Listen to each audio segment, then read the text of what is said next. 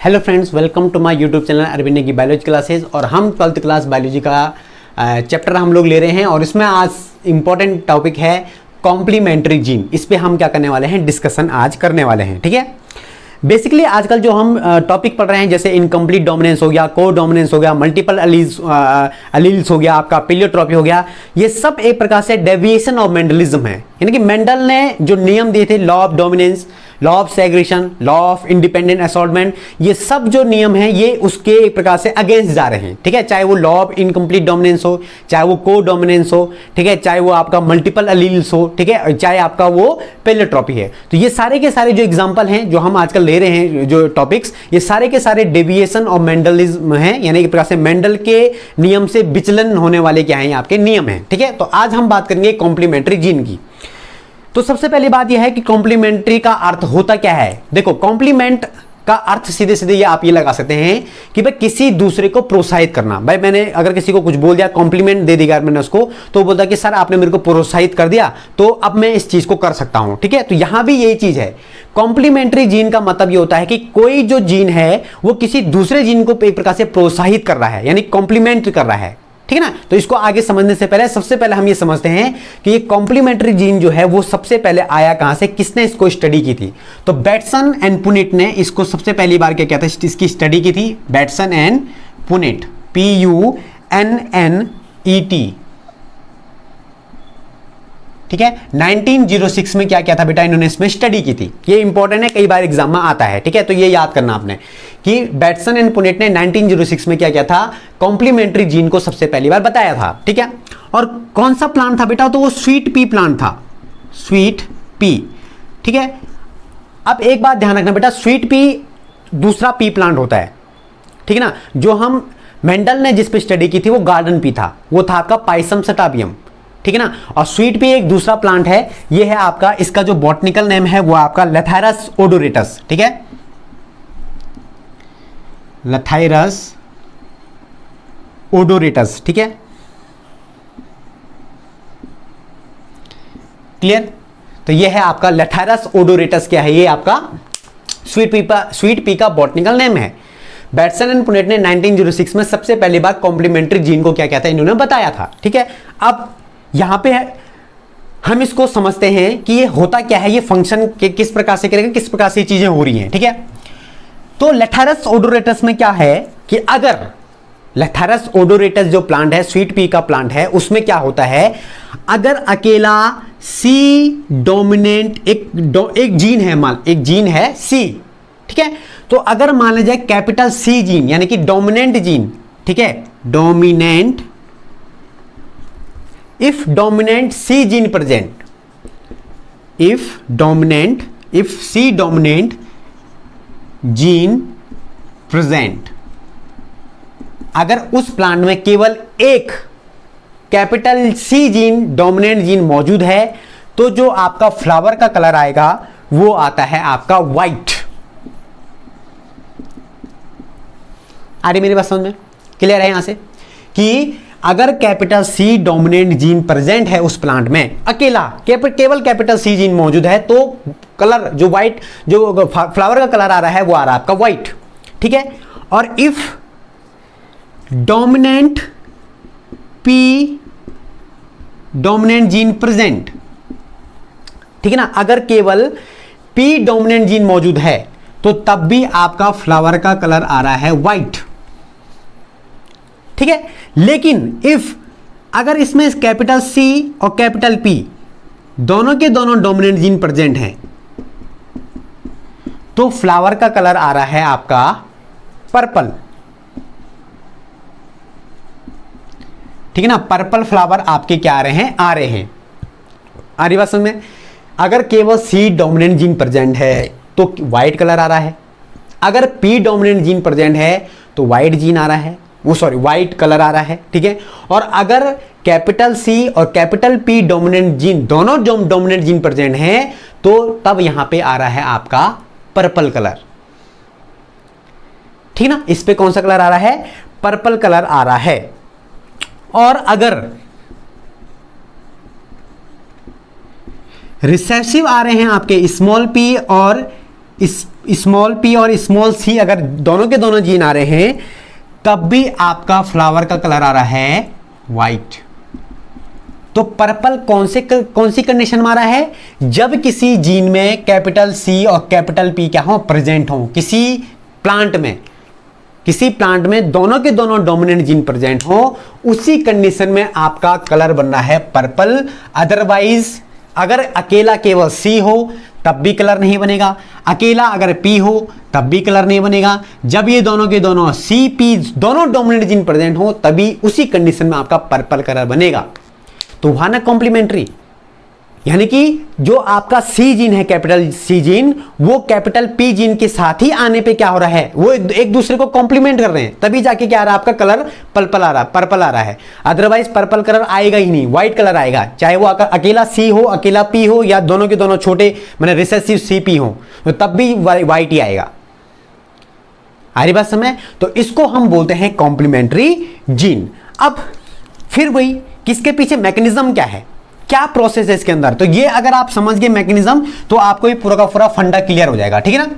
तो इसके पीछे क्या माने कि मैकेनिज्म है, क्या प्रोसेस होता है इसके अंदर, तो इसको हम लोग समझते हैं। देखो सीधे सीधी बात ये है कि प्लांट की बॉडी में कोई रॉ मटेरियल होगा, ठीक है। प्लांट की बॉडी में क्या होगा, कोई रॉ मटेरियल होगा। ये रॉ मटेरियल जो है आपका कैपिटल सी जीन की प्रेजेंट में, यानी कि अब कैपिटल सी जीन कोई एंजाइम प्रोड्यूस कर रहा होगा, ठीक है। तो कैपिटल सी जीन जो है जब एंजाइम प्रोड्यूस करेगा, ठीक है, तो ये रॉ मटेरियल किसी इंटरमीडिएट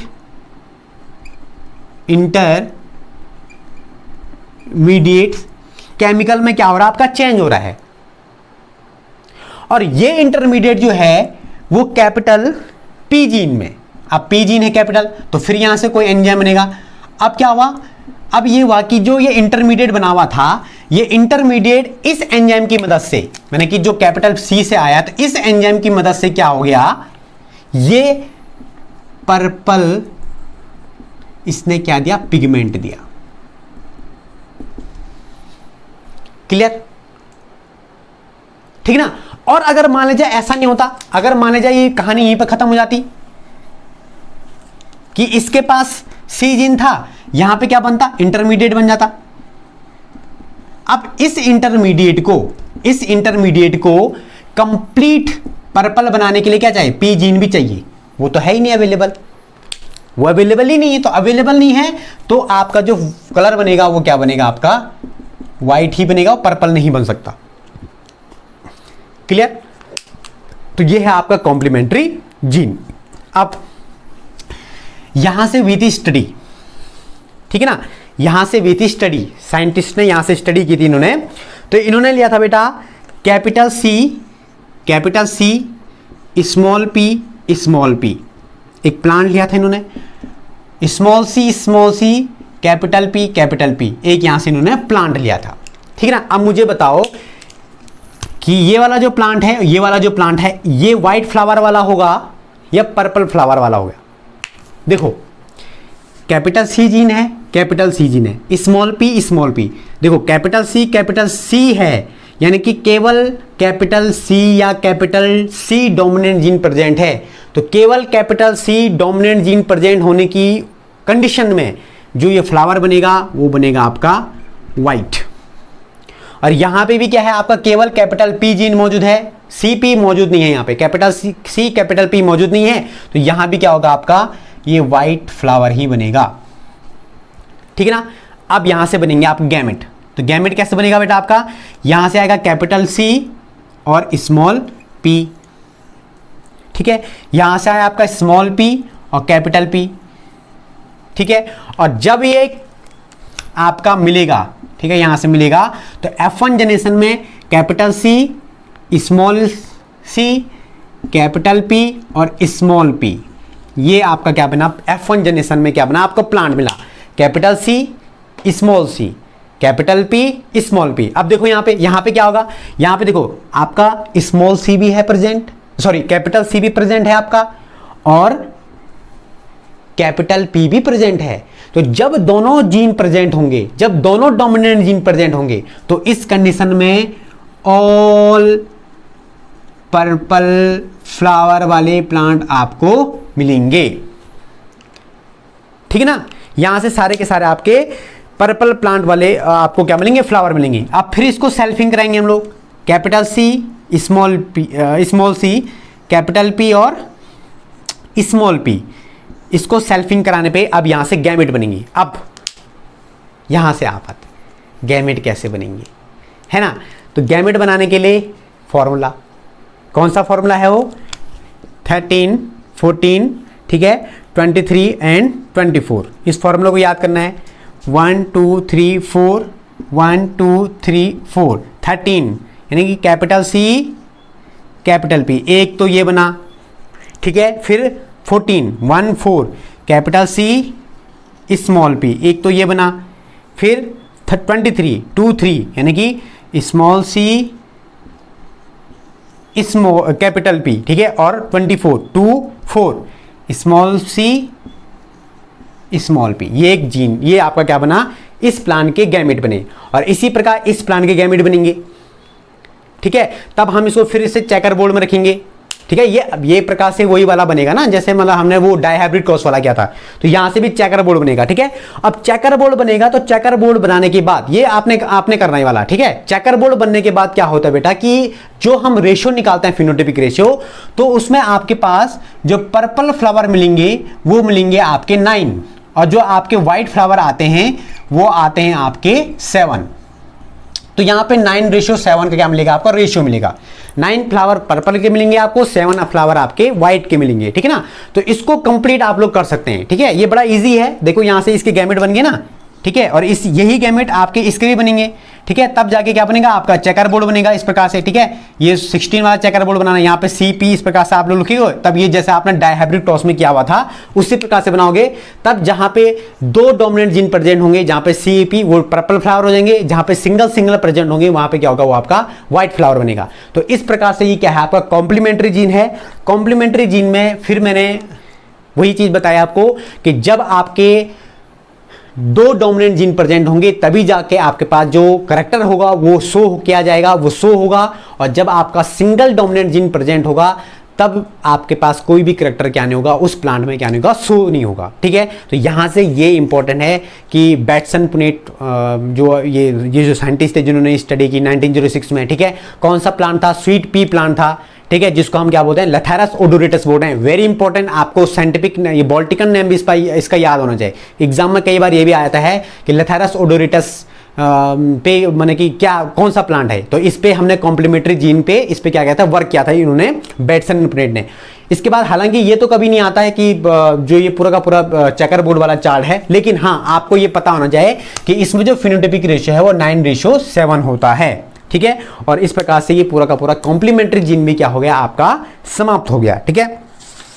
नेक्स्ट टॉपिक जो है वो हम नेक्स्ट उसमें देखेंगे, पॉलीजेनिक इनहेरिटेंस आपके पास नया टॉपिक है, उसको हम क्या करेंगे, कल डिस्कस करेंगे। तब तक के लिए बाय।